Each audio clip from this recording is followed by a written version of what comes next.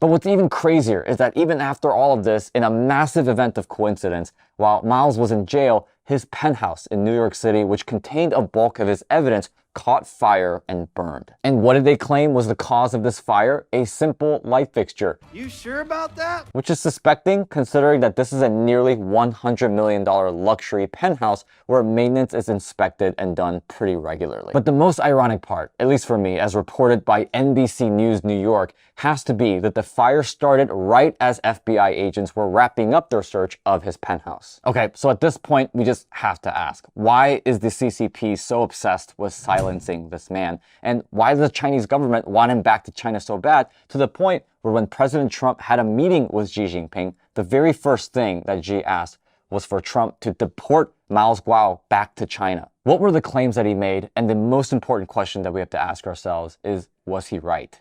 Well, here's a quick rundown on some of his biggest claims. For starters, on October 5th, 2017, Guo made a public statement backing it up with a confidential document belonging to the Chinese government stating that the CCP were secretly formulating a plan to start dispatching Chinese police officers to the United States. And uncoincidentally, 6 years later, on April 17th of this year, our very own Department of Justice arrested 2 Chinese New York City residents for operating an illegal overseas Chinese police station affiliated with the Chinese government, which we, by the way, still haven't done anything about to this day. Another claim he made, which seems to be appearing more and more true as time goes on, was him back in October of 2021, stating that the Chinese government plans strategically to have all US military personnel be vaccinated with the COVID-19 vaccine. Now, regardless how you feel about the vaccines, we now know for sure that the origins of the virus was not from a bat in the markets of Wuhan, but from a lab. And even evidence and statements from the US Department of State showing